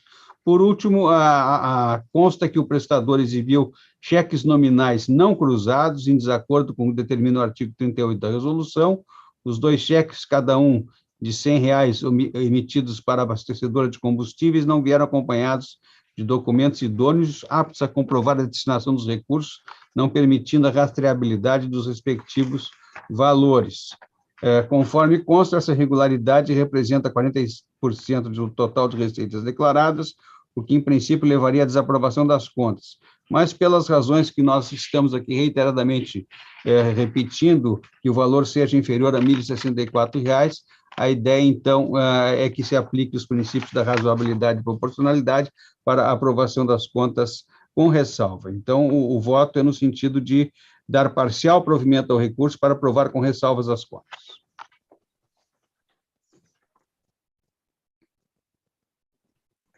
E ao voto de todos. Proclamo o resultado, a unanimidade, prover em parte o recurso para aprovar as contas com ressalvas. O seguinte, o 16º da pauta, também prestação de contas, 35276, Ulha Negra, Getúlio Porto, vereador, desembargador Orvalho.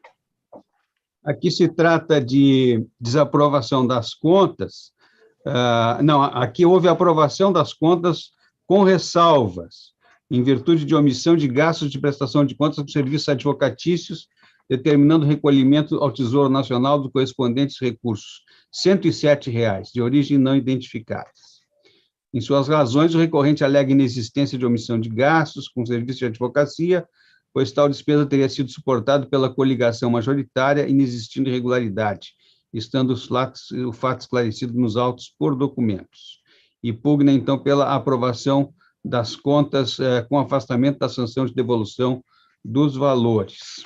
Eu transcrevo aqui a sentença e refiro que o parecer do ilustre representante do Ministério Público Federal e faço a seguinte observação. O recorrente confessadamente utilizou os serviços jurídicos necessários à correta prestação de contas da campanha eleitoral, visto que é obrigatória a representação por procurador no referido processo.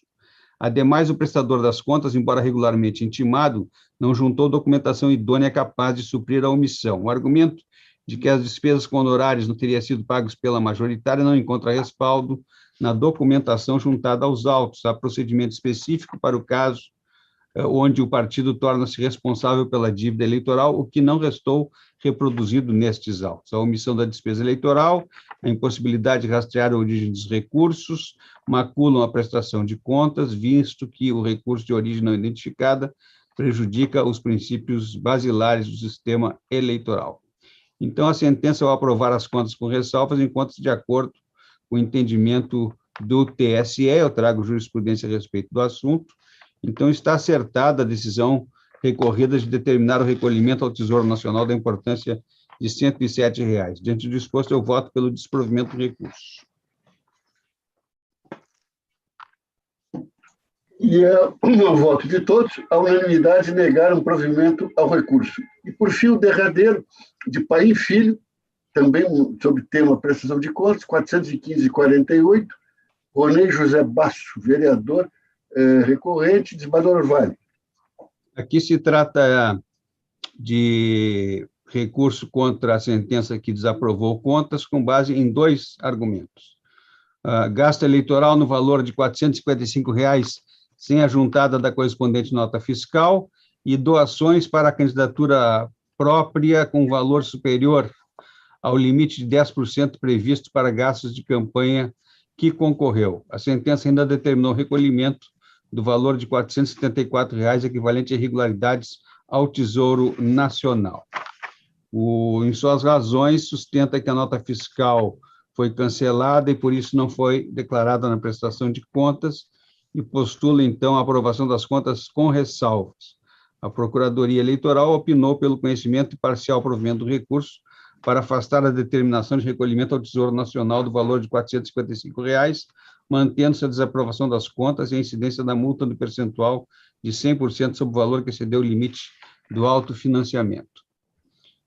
Há uma preliminar em que eu conheço a documentação apresentada com o recurso, trazendo aqui jurisprudência que permite este proceder, e no mérito eu digo o seguinte, em relação ao primeiro fato, essa Corte tem apreciado inúmeros recursos envolvendo a contratação da empresa Essente, cujo objetivo social é a prestação de serviços de contabilidade e arrecadação. Nestes autos, ao contrário do caso que foi referido pelo desembargador Gerson, há 2 ou 3 sessões atrás, nesse caso a diferença é que não foi trazido ao processo o contrato de adesão.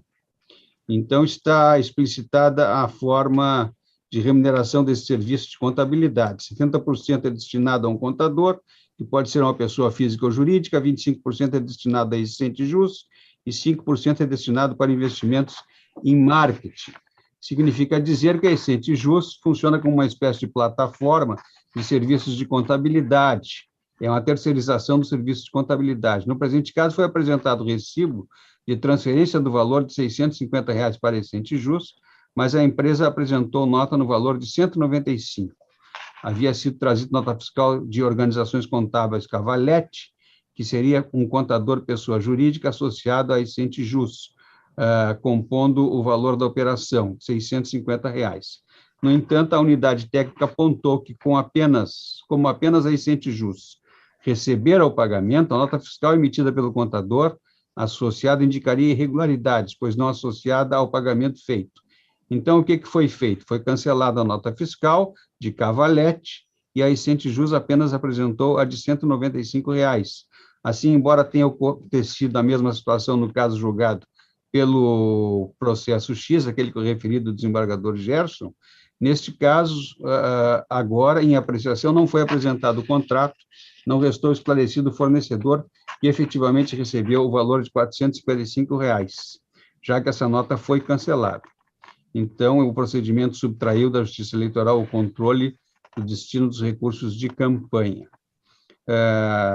Como o recurso utilizado é privado, e como descabida a determinação de recolhimento do Tesouro Nacional de quantia equivalente, vezes que únicas previstas na hipótese da Lei 9.504, ensejam a obrigação de recolhimento de quantia do Tesouro Nacional, que dizem com o recebimento de recursos de origem não identificadas de fonte vedada e utilização indevida de recursos do FEF. Portanto, não se tratando de arrecadação de recursos de origem não identificada ou de fonte vedada, tampouco de aplicação irregular de recursos públicos, e sim de irregularidade envolvendo a ausência de comprovação dos gastos eleitorais realizado com recursos privados, deve ser reformada a sentença para afastar a determinação do recolhimento ao erário do valor de R$ 455. Aliás, de acordo com o que entendeu o doutor Venzon, no caso aqui, em que pese a alegação no parecer de que seria sobra de campanha a importância de R$ 455, tenho que a ausência de demonstração correta da despesa não se amolda ao conceito previsto no artigo 50 da resolução do TSE de sobra de campanha. Contudo, o cerne da discussão é se há previsão legal para determinar o recolhimento do valor de R$ 455 ao erário, que, como visto, efetivamente não há previsão legal. Em relação ao segundo fato, consta que a sentença desaprovou as contas do candidato em virtude de doações com recursos próprios acima do teto legal, fixando multa no valor de R$ 19, correspondente a 100% da quantia em excesso. De fato, o valor aplicado com recursos próprios supera o limite previsto no artigo 27. O município de Paim Filho, no qual disputou a eleição, o máximo de recursos próprios era de R$ 1.230. Trago aqui a disposição do artigo 27 da resolução, de todos conhecidos, e digo que os argumentos trazidos no recurso são insuficientes para justificar a infração da norma. Observa-se, ao fim, que a soma das irregularidades importa em R$ 474, que representa 37% dos recursos declarados como recebidos, o que, em princípio, impossibilitaria a aprovação da conta com ressalva. Contudo, pelo mesmo raciocínio já feito nos outros processos, a quantia inferior a R$ 1.064, então é possível a incidência dos postulados da razoabilidade e da proporcionalidade. Tendo em vista que a irregularidade perfaz essa quantia inexpressiva, considero possível a aprovação das contas com ressalvas, o que cabe ressaltar que não afasta a condenação à multa imposta na sentença. Ante o exposto, estou votando pelo provimento parcial do recurso para aprovar com ressalvas as contas, afastando o recolhimento ao erário do valor de R$ 455, mas mantendo a condenação à multa no valor de R$ 19,22 a ser recolhida ao fundo partidário. E é essa a votação de todos, né? E apenas proclamando o resultado, exatamente como está no fecho do voto do desembargador Orvalho: provimento parcial recurso, aprovado as contas com ressalvas, recolhimento de R$ 455 ao erário e multa de R$ 19,22 ao fundo partidário, unânime. Com que encerramos a nossa sessão judicional de hoje.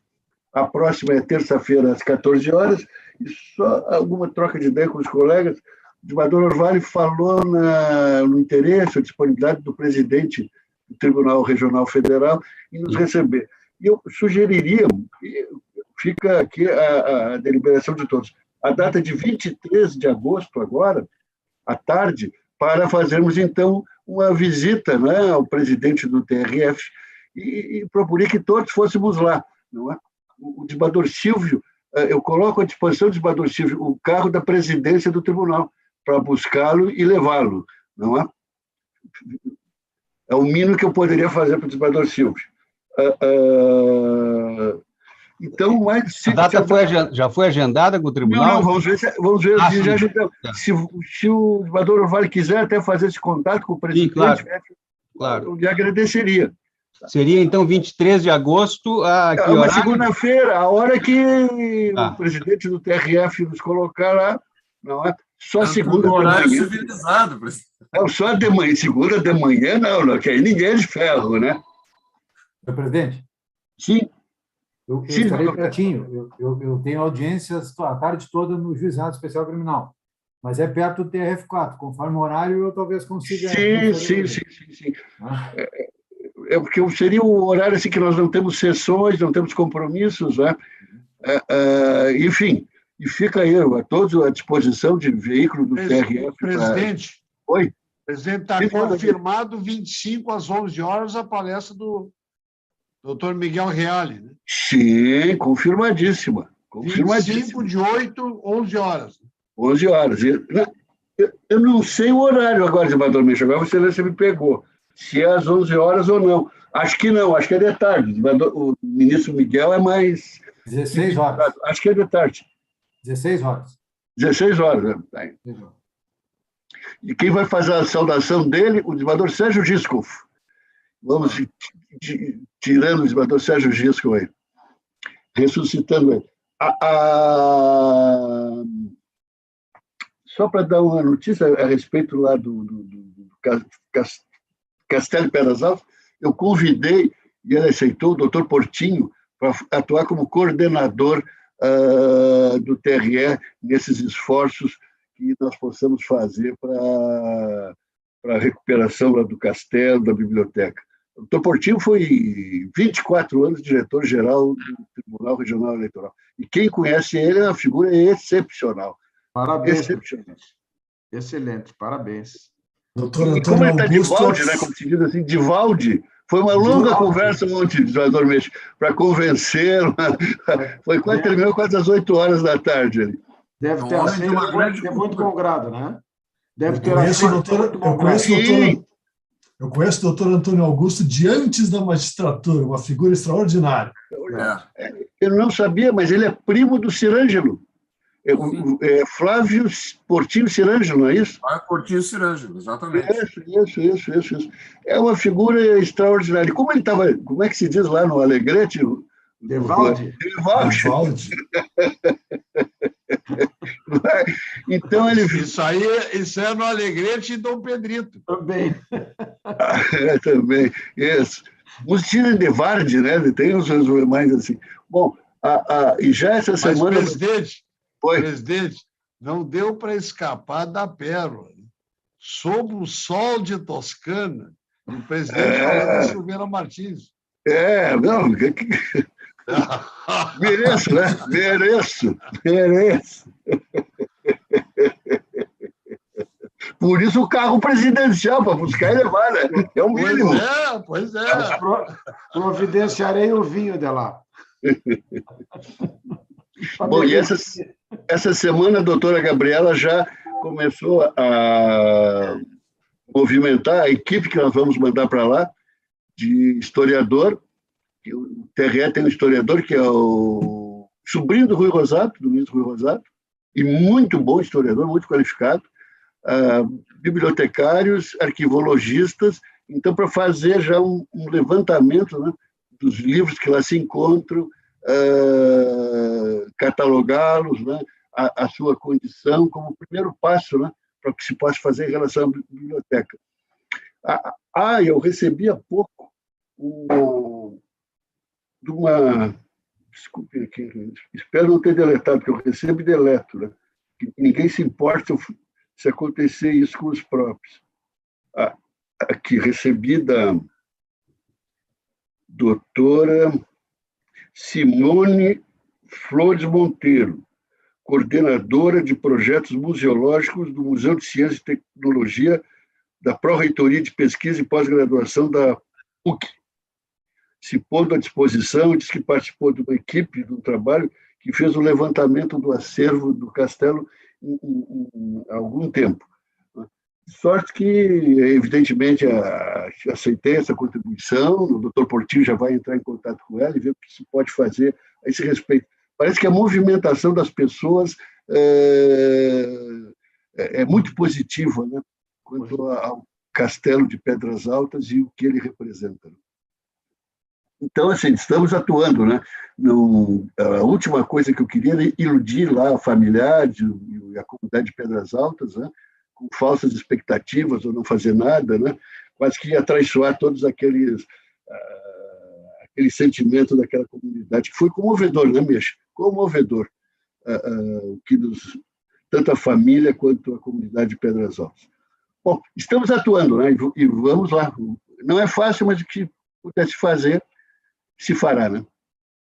Um grande abraço a todos os colegas, né? Que à medida em que já tivemos esse levantamento, então eu proponho que já vá um primeiro grupo para cá, porque eu acho muito importante que os colegas vejam o que é o castelo, a biblioteca do castelo, o cemitério que ele chamava de área da Boa Viagem, né?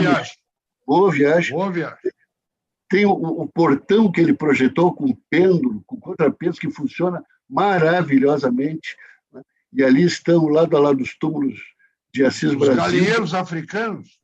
Isso. E da segunda esposa, Dona Lide, que era descendente do segundo conde de São Mamede, né?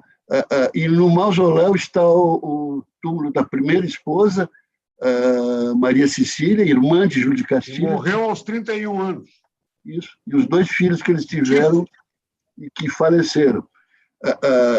À esquerda está o túmulo da filha direta dele, a Cecília, cujos diários eu estou à cata para ver se reeditamos, não é? Tem o chalé feito de pinho de riga, que é onde ele habitava antes do castelo ficar pronto. Então, e tem o que eles chamavam oficina, onde tem um veículo que ele importou histórico, e está lá em mau cuidado, mas quem sabe se consegue recuperar, né? Sorte que a visita lá eu acho fundamental para que se tenha assim, todos têm, mas é algo que toca profundamente nos nossos sentimentos e quase que nos empurra para fazer alguma coisa, né? Então, assim, à medida que tivermos esse levantamento, já teremos uma coisa concreta, não é? Para que eu vou propor que vão, talvez seja melhor pedir por grupos, né? Ou, se for o caso, todos visitarem lá o castelo e tiverem essa impressão que eu e o Mexa tivemos. E vamos apresentar ao dono da plantação de uvas, aí, da vinícola Pedras Altas, o pessoal é acostumado a tomar grandes vinhos italianos. Não, beberão com prazer, bicho. E elogiando. Porque, pelo visto, como colega nosso, não vai poder aparecer em Silveira Martins tão cedo. Lá na fronteira a gente julgava ser um diplomata, sabe? Na fronteira a gente também diz que o peixe morre pela boca, né? Eu assim, mas aqui é um diplomata perdido aqui no terreno, mas agora já desfiz o sangue. Vou ter que me contentar com os Chianti mesmo.